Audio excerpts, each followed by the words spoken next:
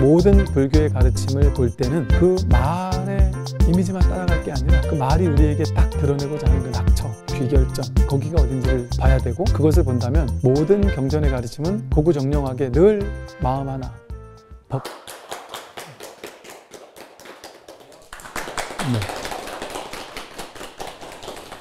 네, 반갑습니다.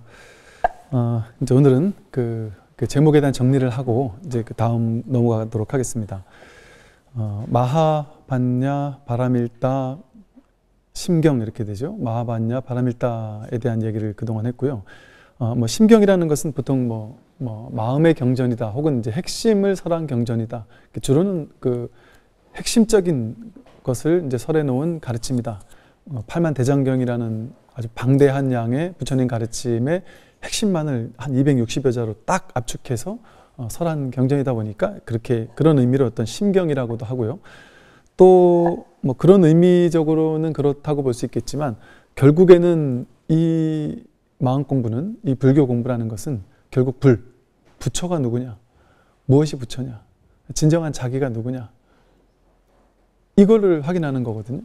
이걸 이제 열반이라고 하든 해탈이라고 하든 아니면 부처라고 하든 혹은 이제 법이라고 하든 혹은 선에서는 마음이라고 한단 말이에요. 그래서 이 법, 본래 면목, 이것을 마음이라고도 불러요. 그래서 그렇게 해석할 수도 있을 것 같아요. 어차피 모든 경전은 정말 어떻게 이럴 수 있을까 싶을 정도로 주구장창 처음부터 끝까지 전부 다 마음 얘기예요.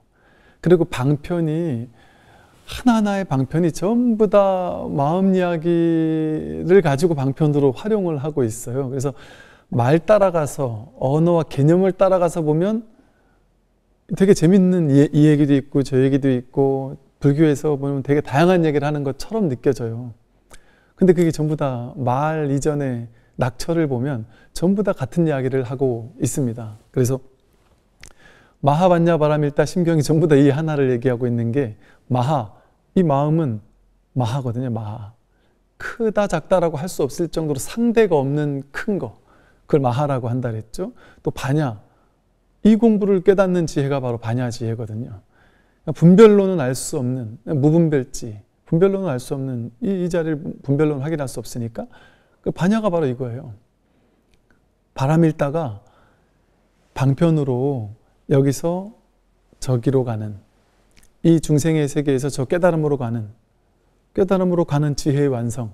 그 말이 뭐겠어요? 이 거짓 나, 가짜의 나가 진짜 자기, 무아라는 것을 확인하는 그 자리로 어떻게 내가 깨달음으로 갈 수 있느냐? 그 진정한 자기로 가는 방법, 그걸 얘기를 하는 게 이제 바라밀다죠. 심경할 때 마음도 우리의 본래 마음, 이게 뭐냐? 그게 마음이죠. 경이라는 게 뭐겠어요? 우리 경이 어디 있어요? 다 자기 마음 안에 경이 다 나오죠. 이 마음을 이렇게도 설명하고 저렇게도 설명하는 그걸 경이라고 부르는 것이죠. 그래서 결국에는 마하반야 바라밀다 심경이 전부 다 이 법 하나, 마음 하나를 설명하고 있다고 이렇게 할 수가 있고, 이걸 이제 정리를 해보면 이제 마하반야 바라밀다 심경, 위대한 지혜, 크나큰 지혜로서 저 깨달음의 언덕, 바로 이 깨달음의 언덕이죠. 이 깨달음의 언덕에 이르는 길을 설한 핵심적인 어떤 가르침을 설한 경전, 또는 어떤 마음을 밝힌 어떤 경전. 좀 쉽게 말하면 이제 지혜의 완성, 반야를 중점 둬서 설명하면 지혜의 완성, 이렇게 설명을 할 수도 있을 겁니다. 이렇게 이제 반야심경의 어떤 제목에 대한 설명을 마치고요. 이제 첫 마디의 반야심경에서 등장하는 게 이제 관자재보살해서 나와요. 관자재보살이 깊은 반야바라밀다를 행할 때 오온이 모두 공한 것을 비추어 보고 일체의 고통과 액난에서 벗어났다. 이게 반야심경에 나아가서 팔만대장경 전체의 가장 중요한 핵심입니다. 핵심. 근데 이제 차차 핵심을 알아보면서 제가 말씀드린 것처럼 이제 제가 반야심경을 강의하는 것은 이 반야심경을 강의하기 위한 강의가 아니에요. 반야심경을 설명하고 이러기 위한 강의가 아니라, 이 텍스트는 중요하지 않습니다. 어떤 걸 설명하든지 이 반야심경이라는 텍스트를 통해서 그냥 이 마음 공부를 이야기하고 있는 거니까 제가 이제 일부러 이렇게 막 진도니 이런 걸 생각 안 하고 해야 될 이야기들을 하고 있어요. 이 반야심경에 이제 첫 마디에 나오는 등장인물이 이제 관자재보살이 나와요. 관자재보살이 우리는 관세음보살님이라고 관세음보살이라고 잘 알고 있죠. 그래서 관세음보살 혹은 관자재보살이라고 알려져 있는 이제 첫 번째 등장인물이 나오는데, 아까 이제 제가 앞에서 말씀드린 것처럼 모든 것이 이 법 하나를 설명하고 있다, 이 진리 하나를 가리키고 있다고 했는데, 여러분 그 부처님 명호만 쭉 적어놓은 것을 삼천불 명호경이라고 불러요. 삼천분의 부처님의 이름만 처음부터 끝까지 쫙 적어놨어요. 나무 법상 열애불, 또 나무 무슨 열애불에 쫙 적어놨단 말이에요. 근데 그게 부처님 이름만 쭉 적어놨는데 그게 왜 경일까요? 그게 바로 경이에요. 부처님 명호 하나하나가 전부 다 이 법을 드러내는 단어들이에요.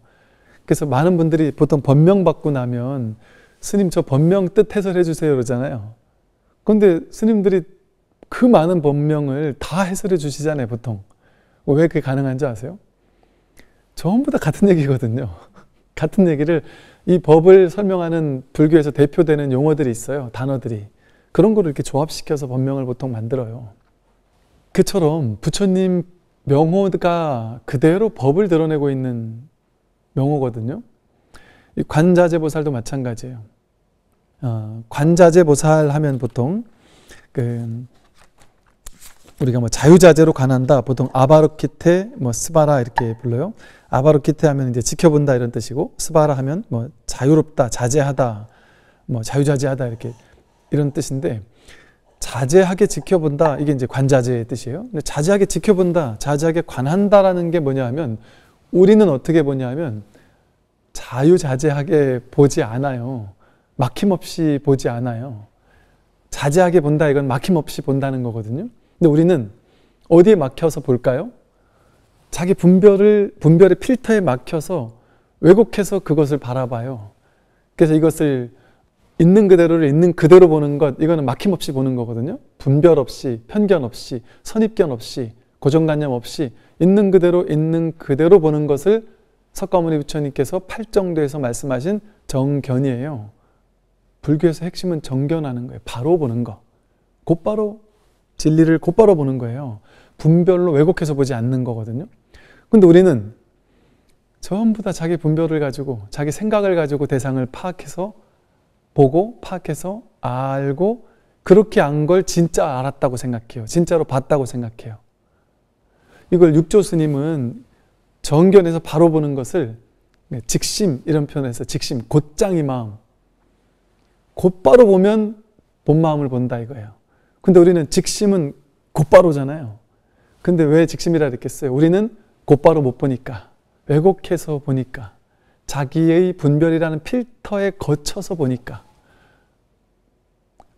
필터에 거쳐서 왜곡된 모습의 현상만 봅니다.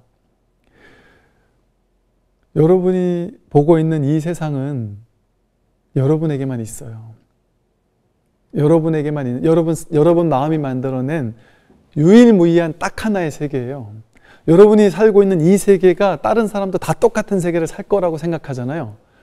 내가 살고 있는 이 세상에 모두가 살고 있지, 세상이 딱 고정돼 있고 그 속에 우리 모두가 와서 살다 간다고 생각해요. 전혀 그렇지 않습니다. 다 각자 자기 분별의 세계를 살아요. 그러니까 내가 살고 있는 세계는 딱 하나밖에 없어요. 내 의식이 만든 거니까, 내가 만든 세계니까. 그러니까 자기가 자기 의식의 창조주예요. 그래서 유식무경이라고 그래요. 유식무경.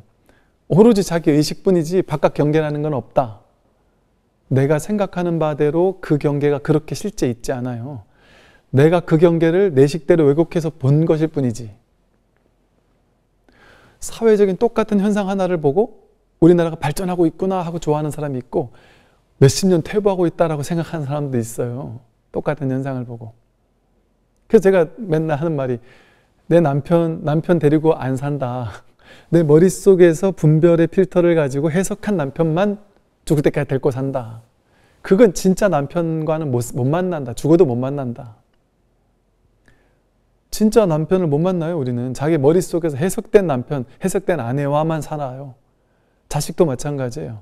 있는 그대로의 자식을 있는 그대로 바라보지 못합니다. 내 식대로 왜곡한, 내 아들은 이런 사람이야, 내 딸은 이런 사람이야.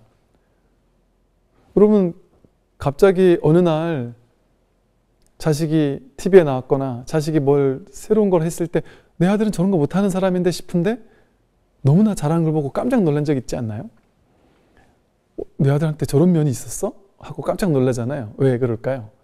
몰라요. 부모님도 자식이 어떤 사람인지를 몰라요. 근데 그것만이 아니라 자기가 자기를 몰라요. 나는 못할 거라고 생각해요. 그런데 어떤 분은 그런 분 계셨다니까. 40년 동안 자기는 자신감이 없어서 무엇도 못한다고 생각했다는 거예요. 그런데 40년 만에 재능을 발견한 사람이 있어요.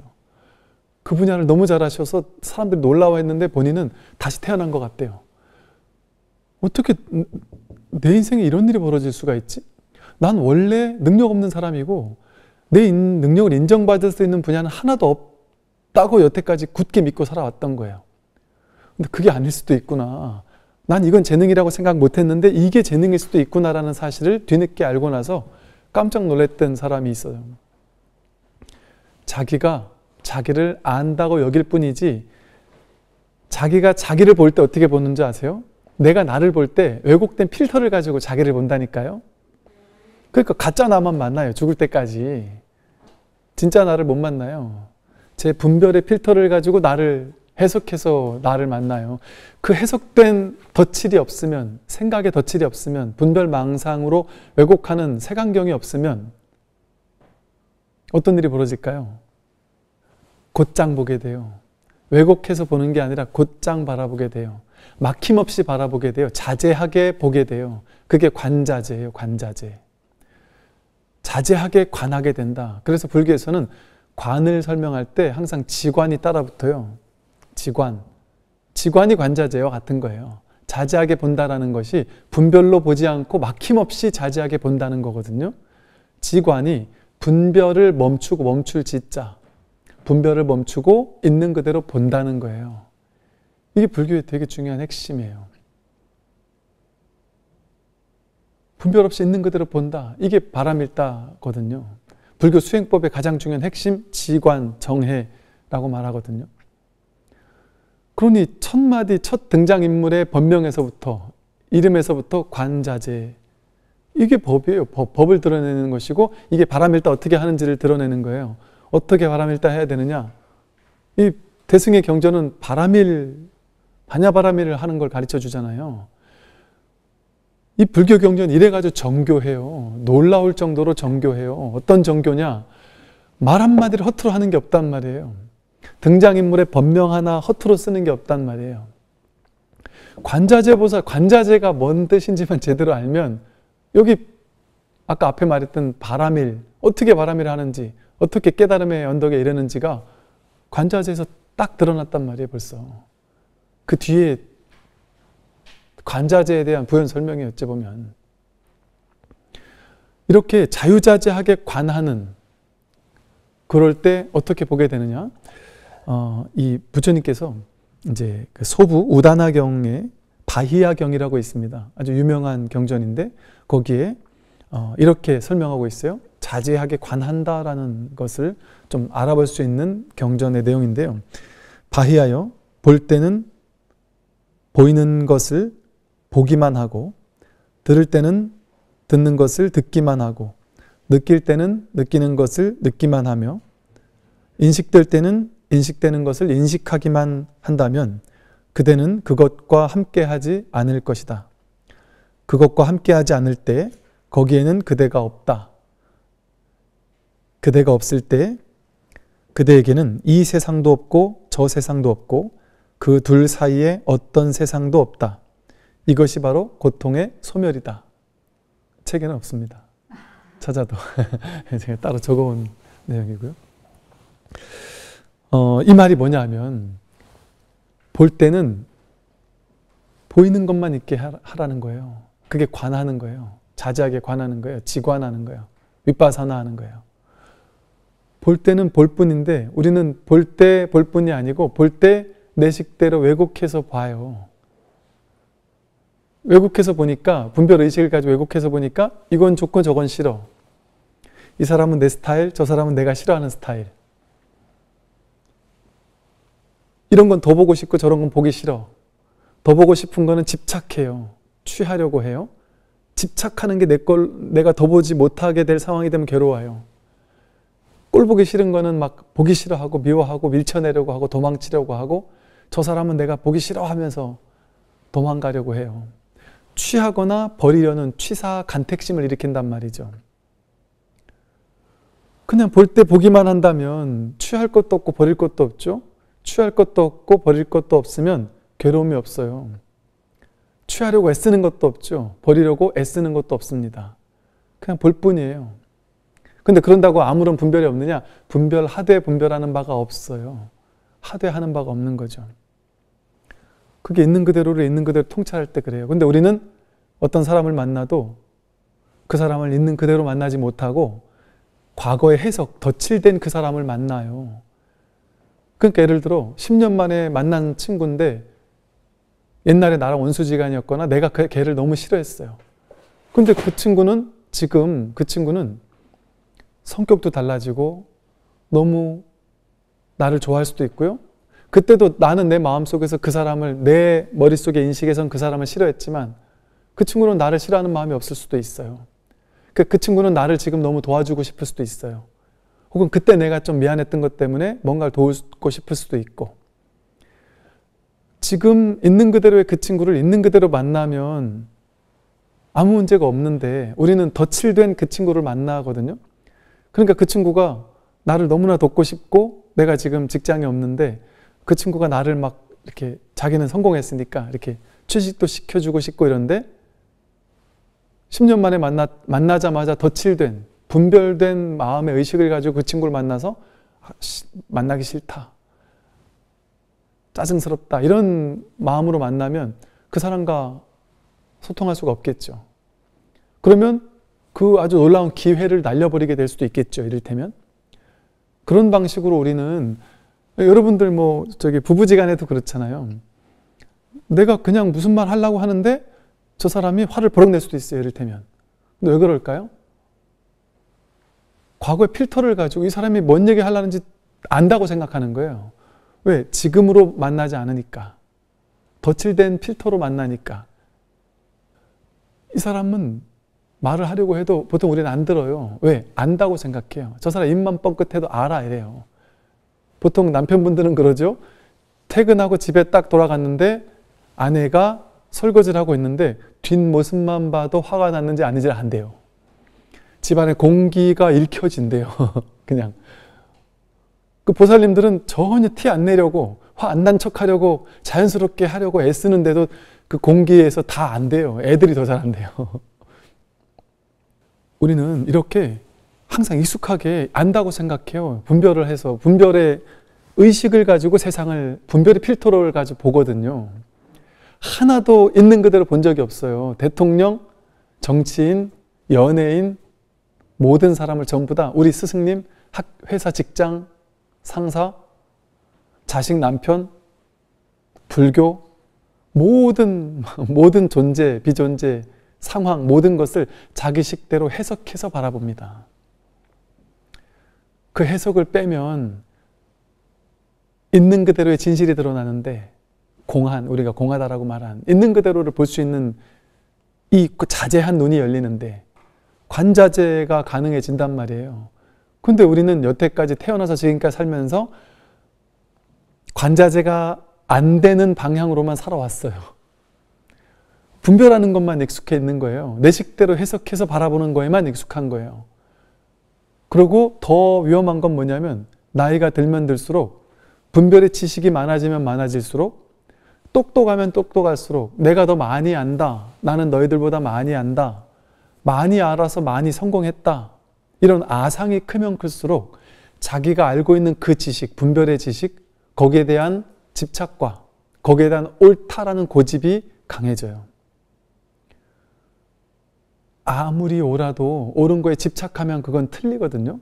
그건 상대방을 힘들게 만드는 폭력이 될 수가 있어요. 아무리 옳은 거라도. 똑 부러지는 사람 옆에 있는 게 얼마나 힘든데요. 말을 하려고 해도 똑 부러지게 반박을 하면 말을 못해요.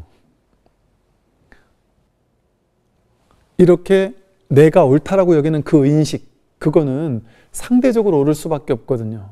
특정 상황에서만 옳을 수 있거든요. 인연따라 옳거나 인연따라 그르지, 이 세상에는 본래 옳은 것도 없고 그런 것도 없어요. 인연따라 생겨나고 사라질 뿐이지, 그 옳다 그르다라는 생각 해석은 자기 분별에서 나오는 거예요. 제가 맨날 이런 비유를 들듯이, 이 소리는 좋은 것도 아니고 나쁜 것도 아니지만 층간소음에 엄청 스트레스 받던 사람은 이런 소리만 들려도 기분 나쁠 수도 있다. 좌절해질 수도 있다. 근데 그렇지 않은 사람은 전혀 그렇지 않겠죠. 그러니까 이 소리에서, 아니면 특정 상황에서 좋거나 나쁜 게 나오지 않아요. 모든 것이 분별이에요. 분별의 필터로 바라보는 거예요. 더 놀라운 건 뭔지 아세요? 여러분, 내가 있다라는 거, 이거는 실존인 것 같잖아요. 진짜 같잖아요. 이 몸이 나지, 나는 진짜 있지가 진짜 같, 여기 손이 있지, 이게 진짜 같잖아요. 내가 태어났지가 진짜 같잖아요. 나는 남자지가 진짜 같잖아요. 나는 몇 살이지가 진짜 같잖아요. 이 다 생각 아니에요? 내가 태어났다, 이거 생각이에요. 난 남자다, 생각이에요. 분별하지 않으면, 생각을 일으키지 않으면 내가 남자라는 게 있습니까? 여러분이 나이가 몇 살이다라는 게 생각이 없으면 있나요? 당장 기억상실이 딱 와보세요. 외국에 혼자 여행 가다가 기억상실이 왔다고 생각해 보세요. 그러면 내가 어느 나라 사람인지, 내가 나이가 몇인지, 몇 살인지 알겠어요? 내 부모님이 누군지 알겠어요? 몰라요. 생각이 없으면 그런 걸 알 수가 없어요. 또 실제 여러분들 TV 같은 거 이렇게 보면 내 나이가 지금 많은데도 젊은 원빈이나 뭐 무슨 이렇게 잘생기고 예쁜 배우들 보면 막 괜히 설레잖아요. 할머니들도 설렌다 그러세요. 그 왜 설렐까요? 나이가 본래 없어요, 우리에게는. 나이를 생각하면 아이고 내가 미쳤네, 내가 이렇게 생각하는 거지, 본래는 나이가 없어요. 그게 생각으로 나이가 없는 게 아니고 진짜는 나이가 없죠. 여러분, 명상하라고 하는 이유가 뭐예요? 지관하라는 이유가 뭐예요? 관자재하라는 이유가 뭐냐면, 자제하게 관하면 지금 여기서 생각을 내려놓고 생각으로 거르지 않고 생각에 막힘없이 그냥 자제하게 본다면, 즉 지금까지 습관적으로 분별로 해석해왔던 것을 다 내려놓고 진짜 있는 게 뭐냐? 진짜 자제하게 본다면 어떤 일이 벌어질까요? 명상하고 이러고 있을 때 나이도 없어요. 명상하고 그냥 있는데 거기 나이가 있어요? 한 생각 이렇게 해야 나이가 있잖아요. 내가 여자다라는 느낌이 있어요? 그 생각이에요. 그냥 그냥 명상하고 있을 때는 호흡의 움직임, 어떤 엉덩이의 무게감, 어떤 몸의 간질거림, 이런 어떤 기초적인 감각이나 이런 것들이 그냥 알아차려질 뿐이에요.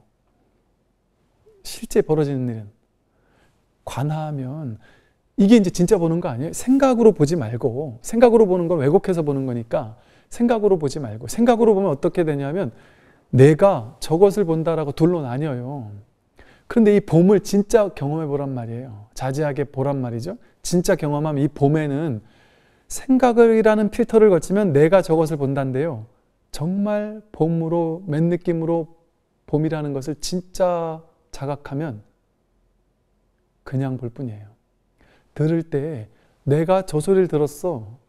저 소리 무슨 소리야? 이건 다 분별이잖아요. 그 분별을 탁 내려놓으면 실제 경험되는 건 뭘까요? 어떤 소리가 들릴 때? 실제 경험되는 거는 내가 저 소리를 듣는 게 아니고 내가 저 앞에 있는 스님이 컵 뚜껑을 꽁꽁 때리는 소리를 듣는 게 아니라 잠깐 눈을 감고 진짜 어떤 일이 벌어지는지를 보세요, 한번.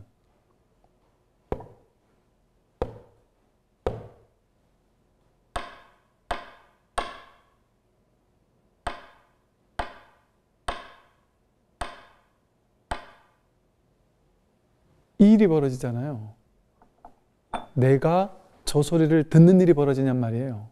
그 내가 저 소리를 듣는다라는 그 분별을 빼면 그냥 이럴 뿐이란 말이에요. 이걸 부처님 방식으로 설명하면 들을 때는 들리는 것을 듣기만 해라. 그러면 그대는 그것과 함께하지 않을 것이다. 함께한다라는 것은 이것과 저것이 함께한다는 거거든요. 둘로 나뉘어야지만 함께할 수 있어요. 함께하지 않을 때 그대는 거기에 없다. 거기 그대가 없을 때 그대에게는 이 세상도 없고 저 세상도 없고 그 둘 사이에 어떤 세상도 없다. 이것이 고통의 소멸이다. 여기에 듣는 나와 들리는 것이 둘로 나뉘지 않아요. 아주 친밀하게 그냥 둘이 아닌 이 하나가 경험될 뿐이에요. 듣는 나와 들리는 것이 둘로 나뉘어서 경험되지 않아요. 첫 번째 자리에서 분별 일으키기 이전에 순수한 첫 번째 자리에서 자지하게 막힘없이 지관 멈추고 보게 되면 멈추면 비로소 보이는 것들 이러잖아요. 멈추면 뭐가 보이고 뭐가 들리느냐. 둘로 나뉘지 않아요. 그냥 이 친밀한 하나임, 둘이 아닌 이 진실이 드러난단 말이죠. 그러면 지금까지 제가 말씀드린 것처럼 우리는 지금까지 분별의 필터를 가지고 세상을 바라보면서 살아왔는데 분별 필터를 거치기 이전에 맨 느낌으로 있는 그대로를 있는 그대로 보는 정견의 시야, 위파사나라고 말하는 있는 그대로 보는 자제한 관찰, 지관, 관자재, 관세음. 관세음은 뭐겠어요? 세간의 음성을 관한다. 뭐가 세간의 음성이에요? 분별망상하는 생각들. 온갖 분별망상하는 생각이 말로 나가면 세간의 음성이 된단 말이에요. 세간적인, 출세간적인 게 아니라 세간적인 게 분별이거든요. 세간의 음성, 분별하는 음성. 우리들의 분별의 소리를 얘기를 해요. 분별의 행동, 분별의 소리. 이걸 어떻게 해라? 관세음해라. 세간의 음성을 관하라는 거예요. 진짜로 보라는 거예요. 이게 불교가 어려운 게 아니에요. 관세음이에요. 그냥 관세음. 세간의 음성, 세속적인, 세간적인 분별하는 내가 옳다고 여기면서 이건 이렇게 필터로 보고 저 필터로 바라보는 그 세간경으로 바라보는 그 필터를 빼고 올라오는 생각을, 세간의 음성을 그대로 관해라. 멈추고 관해라. 있는 그대로를 있는 그대로 봐라. 분별하지 않고 본다는 거예요. 그것만 하면 되는 거예요. 이 마음 공부는. 근데 이게 이제 여러분이 이런 법문을 듣고 잠시 책을 덮고 법문을 잠시 끄고 이게 명상하는 시간이랄까요? 고요히 어떤 사유하는 시간? 그러니까 수행하는 시간, 좌선을 하는 이유도 그거예요. 좌선을 무조건 하지 말라가 아니에요. 좌선도 상당히 많은 공부에 큰 도움이 돼요. 특히나 처음 공부하는 사람에게는 더 큰 도움이 돼요. 그러니까 좌선을 해서 앉아가지고 진짜인가? 저 스님 하는 말 사기 아닌가? 자기가 확인해 봐야 돼. 자기가 무조건 덮어놓고 믿으면 안 돼요. 부처님께서도 그러시잖아요. 직접 와서 보라 그러잖아요. 부처님이 아니라 어떤 인류의 스승이 아니라 어떤 위대한 선지자가 아니라 어떤 전통에서 뭐라고 얘기하든 어떤 스승이 뭐라고 얘기하든 덮어놓고 무조건 믿지 마라 이래요. 직접 자기가 경험해보고 그게 맞다면 그때 가서 믿어라 이런단 말이에요. 불교는 무조건적으로 믿어라 이렇게 하는 종교가 아니에요. 그럼 어떻게 자기 스스로 탁 앉아서 생각을 쉬고 생각을 내려놓고 가만히 있어 보는 거예요. 처음에는 눈을 감거나 아니면 이렇게 반개라리죠. 가볍게 뜨는 것도 도움이 돼요. 그 상태에서 들리는 모든 것에 그냥 완전히 허용하고 있는 거예요. 여러분 저 명상하려고 일부러 산속에만 들어가는 게 명상이 아니에요. 일부러 조용한 곳에 찾아가는 게 명상이 아니에요. 시끄러운 것은 훨씬 도움이 돼요. 왜? 관세음보살, 세간의 음성을 관하려면 세간의 음성이 있는 곳으로 가야 돼요. 거기가 알았냐예요. 진짜 수행하기 좋은 곳이에요. 그래서 이 관세음보살님은 그 이근 원통이라고 보살이라고 그래요. 그러니까 관음전을 원통전이라고 부르잖아요. 이근 원통이 뭐냐면 귀 이자, 이근 듣는 게 원통자지하다 이거예요. 그러니까 자지한 게 원통자지한 게 뭐냐면 분별해서 듣는 게 아니라 있는 그대로를 있는 그대로 듣는 분 이 소리예요. 그래서 관세음보살님이 이근 원통을 통해서 입도했다, 도에 들어갔다 이런단 말이에요. 그러면 나도 관세음보살님처럼 입도해 보려면 어떻게 하면 되겠어요? 이렇게 명상하고 앉아서 지금 들리는 모든 것에 완전히 나를 허용해 주는 거예요. 조용한 데를 찾아가는 게 아니고 무엇이 들려도 상관하지 않아요. 자동차 소리도 좋고 TV 소리도 좋고 옆집 애가 우는 소리도 좋고 어떤 소리도 괜찮아요. 새소리도 좋고 무슨 소리도 괜찮아요.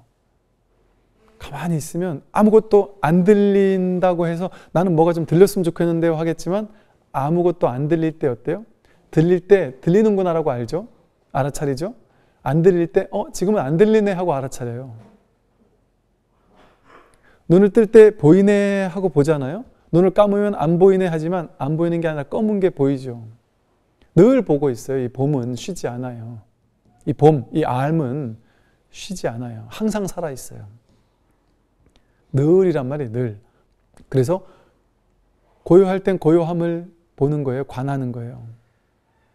시끄러울 땐 해석하지 않고 한번 들어보세요. 이근 원통, 관자재 보살의 공부법, 수행 방법, 가만히 앉아서 들리는 모든 소리에 기존의 고정관념을 최대한 내려놓고 들리자마자 곧바로 무슨 소리라는 해석이 막 올라올 거예요. 그리고 이 소리는 듣기 좋고 저 소리는 듣기 싫고라든지 그런 걸 내려놔야 돼요. 그리고 진짜 여기서 어떤 일이 벌어지는가를 그냥 한번 경험해 보란 말이에요. 말로 해석하려고 하면 벌써 어긋난 거죠. 어떤 미세한 소리가 들렸어? 이거 말이에요. 다 말이에요. 다 말. 아무 말도 할 수 없어요. 그냥 이거예요. 이렇게밖에 더 이상 할 수가 없어요. 그냥 이러니까. 여기서 말로 해석해버리면 벌써 분별이에요. 그러니까 이게 날것에 있는 그대로를 그냥 있는 그대로 날것으로 경험하란 말이죠. 그게 관자재의 수행법이에요. 이건 원통의 수행법이고 대승불교로 말하면 그게 윗바사나예요. 사념처 수행. 하다못해 고요할 때는요. 호흡 들어오고 나가는 소리가 들려요. 꽤 크게 들려요. 고요한 곳에서는. 잠들려고 이렇게 눕잖아요. 그러면 호흡 소리가 크게 들릴 뿐 아니라 이 맥박 뛰는 소리조차 생생하게 들려요. 그걸 맥박 뛰는 소리라고 해석하지 말고 그냥 들어보란 말이에요. 그냥 들으란 말이에요. 그럴 때 진짜 내가 있고 그 들리는 소리가 따로 있는지 한번 보란 말이에요. 직접 보란 말이에요. 내가 그 소리를 듣고 있는 건지 아니면 그건 분별이니까 내려놓고 나가서 그냥 있으면 그냥 두근 그냥 이럴 뿐이에요. 거기는 너와 내가 따로 없어요. 둘로 나뉘는 게 없어요. 거기엔 그대가 없을 때 그대에게 이 세상도 없고 저 세상도 없다. 나와 세계가 둘로 나뉘지 않아요. 그냥 이게 알아차려질 뿐이에요. 이 암, 이 분별 없는 암, 이게 그냥 깨어있을 뿐이에요. 이게 진짜잖아요. 진짜. 실상. 그 실상이 비춰지잖아요. 실상을 비춰보는 지혜가 반야지혜라고 했지 않습니까? 이렇게 보는 것이 이제 관자재보살을 보는 것이고 관세음보살님을 이제 보는 것이고요. 이 관세음보살님을 이제 경전에서 이렇게 말해요. 보통 우리 관세음보살 보문품이라고 법화경 관세음보살 보문품에 보면 이렇게 설명해요. 세존이시여 관세음보살은 어떠한 인연으로 이름을 관세음보살이라고 하십니까? 하고 물어요. 그랬더니 부처님께서는 무진의 보살에게 말씀하셨다. 선남자여 만약 무량 백천만억 중생들이 여러 가지 괴로움을 받게 될 때 관세음보살의 이름을 듣고 일심으로 그 명호를 부르면 염불하면 관세음보살이 곧 그 음성을 관하고 모두 괴로움에서 해탈케 하시느니라 이렇게 설명을 해요. 그럼 우리는 이런 법문을 들으면 이 법문의 낙처를 보려고 하지 않고 이 법문의 말을 따라가서 해석을 해요. 말을 따라가서 말의 의미만 본단 말이에요. 근데 이제 우리 선의 선불교에서나 또는 법화경에서도 마찬가지예요. 법화경에서 뭐라고 하느냐면 경전을 해석하는 데는 말을 따라가거나 뭐 인연법을 돌아보거나 이런 방식도 있지만 진짜 훌륭한 방식은 이게 관심석이라고 불러요. 이게 선에서 선사 스님들이 관심석이라고 해서 자기 마음을 자기가 깨달아서 자기가 자기 마음을 직접 보고 그 마음의 기초에서 해석한다는 거예요.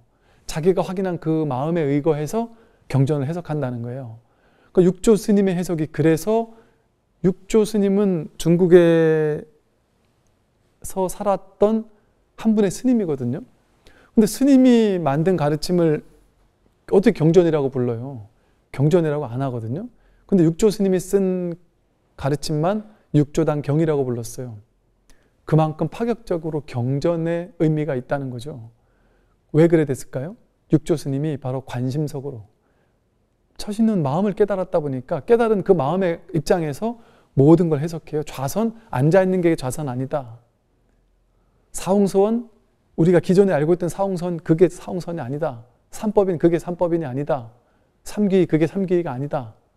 다 마음으로 해석하고 있어요. 그러니까 이 학자가 본다면 육조 스님의 해석은 다 틀렸죠. 왜? 기존의 해석대로 해석 안 하니까. 그런데 선에서 보면 다 맞는 말이란 말이에요.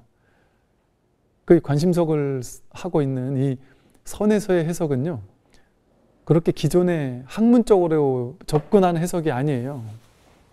사실은 말 그대로만 하면 이 얘기 들으면 힘들 때, 우리가 괴로울 때 관세음보살님의 이름을 막 부르면 관세음보살이 짠 하고 나타나서 그 음성을 관찰하고 내가 부르는 소리를 관찰하고 괴로움 없애주는구나, 이렇게 듣는단 말이에요.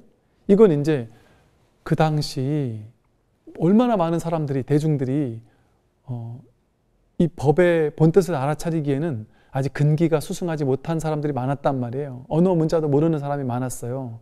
그래서 기복적일 수밖에 없는 측면이 있었단 말이죠. 이 불이법이라는 하나의 진실을 곧장 드러내기에는 너무 분별에 막혀 있었단 말이에요. 자제하지 못했단 말이에요. 그러니까 그 사람들의 근기에 맞게 하려면 쉽게 설명했어야 됐어요. 방편으로 설명했어야 됐고, 그러니까 어찌 보면 좀 기복적으로 좀 쉽게 다가갔어야 됐어요. 부처님께서도 처음에 제가신조들을 위해서는 시론, 개론, 생천론이라고 해서 좀 쉬운 가르침부터 설했던 것처럼. 근데 그럼 지금 제가 이렇게 관심석처럼 지금 이 본뜻을 설명한 이유는 뭘까요? 지금의 시대는요, 지금의 사람들은 대부분 대학 나오고 대학 안 나왔어도 지금이라는 시대를 살아가는 것만으로도, 이 스마트폰을 조작할 수 있는 것만으로도 정말 많이 열려있고 많이 깨어있고 공부를 많이 하신 분들이에요. 다 알아들어요. 옛날처럼 뭐 소수 특권층만 공부하고 마음 공부하는 그런 시대가 아닙니다. 누구나 할 수 있는 시대예요. 그래서 오늘은 이제 관자재보살, 관세음보살님, 우리가 이제 설명했던 것처럼 관세음보살님, 관자재보살님을 설명드렸던 것처럼 모든 불교의 가르침을 볼 때는 그 말의 이미지만 따라갈 게 아니라 그 말이 우리에게 딱 드러내고자 하는 그 낙처, 귀결점, 거기가 어딘지를 봐야 되고, 그것을 본다면 모든 경전의 가르침은 고구정령하게 늘 마음 하나, 법 하나, 진실 하나를 항상 가리켜 보이고 있다 하는 사실을 알면서 공부를 하면 보다 더 공부하기가 수월해지실 것 같습니다. 오늘 여기까지 말씀드리겠습니다. 수고하십시오.